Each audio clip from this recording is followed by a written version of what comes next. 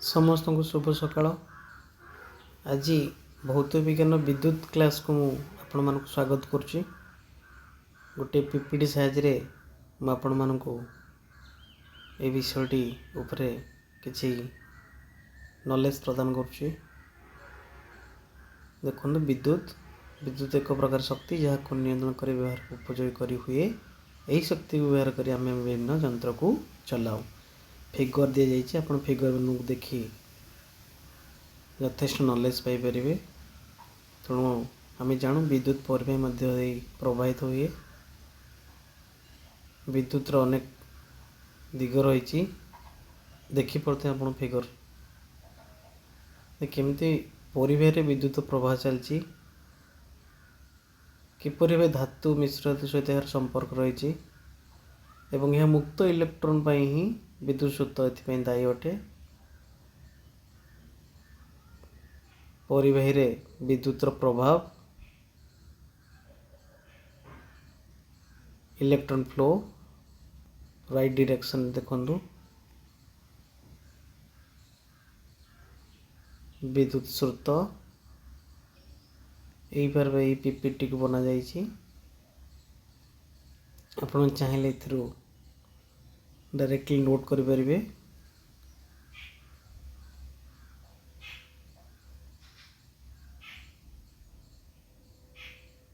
एठी विद्युत स्रोतर एक समीकरण प्रदान कराई, जेमती कि विद्युत स्रोत एक हूँ एम्पियर।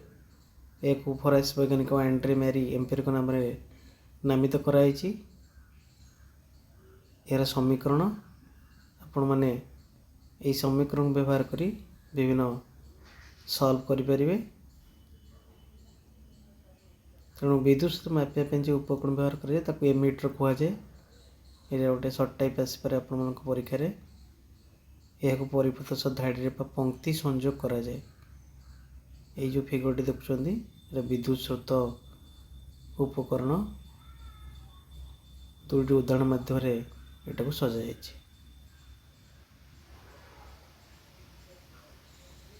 देन विद्युत विभव विभवांतर डेफिनेशन दिया जाइए। देखंतु किपर भाव जलर पार्थक्य जो जलर प्रवाह हुए जलर चाप ही दायी।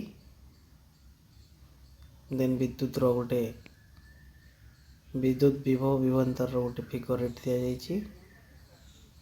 प्रैक्टिकल ज्ञान यू पाइपर आपण मैंने। दयाकोरी चैनल को सब्सक्राइब करंतु, शेयर करंतु, लाइक करंतु। यही भली विभिन्न विषय मुझे पीपीटी माध्यम आपण प्रदान करी, जहाँफल आप विषय को सहजरे बुझीपर। एथर आप नोट बन पारे जहाँ आप परीक्षार अनेक उपयोगी सब्यस्त हो पारे।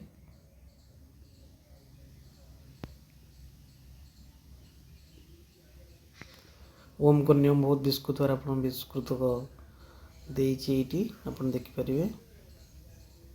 ओम को नियम जमी 1827 में जर्मन वैज्ञानिक जॉर्ज साइमन ओम खंडी धातव तार दुई प्रांत मध्य विभवांतर और तार प्रवाहित होता विद्युत स्रोत मध्य संपर्क को परीक्षण भाव अनुधान करते। यहाँ ओम्स का लॉ यहाँ आप नोट करेंगे निज खातार। सब विषय पीपीटी अच्छी ग्रेजुअली मुझे प्रदान करी। आप सहजरे साइंस रे भल स्कोर करें। चैनल को सब्सक्राइब करंतु, शेयर करंतु। विभिन्न गणित प्रश्न ये दिखाई एक आप सॉल्व करें, समाधान दि जाइए।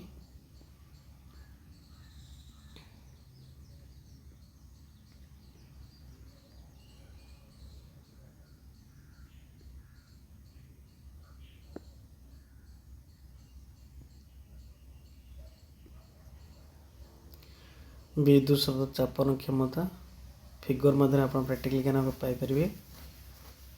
जमीक गोटे हीटर किंबा आयरन गुण रे विद्युत स्रोत तापन क्षमता मपा जाए प्रयोग करा जाए। विद्युत स्रोतर तापन क्षमता P = V Q Bai T equal to V I. ଏହା ଦ୍ୱାରା ସୂତ୍ର ମଧ୍ୟରେ ଆପଣ ସମାଧାନ କରିପାରିବେ।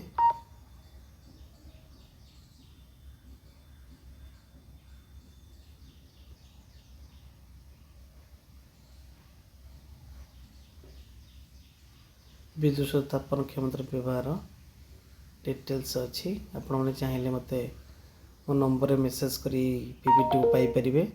नंबर नोट करूँ 9438632854। संपूर्ण देयमुक्त कौन पैसा दवा पड़ो ना, संपूर्ण फ्री मध्य चैनल आप क्लास करेंगे। मैट्रिक ठार आरंभ कर प्राय सब क्लास पर्यंत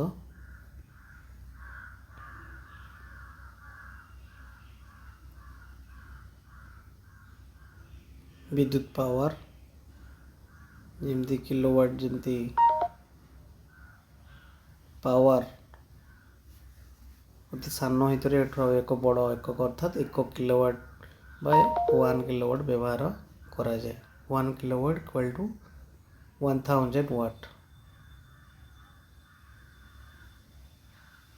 एमती प्राय साइंस रे सब विषय एमती स्लाइड अच्छी। धीरे धीरे मुझे शेयर करी। आप चाहिए मो नंबर मेसेज कर पाइपर। नंबर नोट करूँ आउ थे 9438632854। साइंस इंग्लिश सेमती दशम समस्त विषय नवम समस्त विषय ये स्लाइड अच्छी जहाँ आपको प्रैक्टिकल ज्ञान पाइबार सुविधा कर आराम से आपने बहुत भल स्कोर कर। Thank you.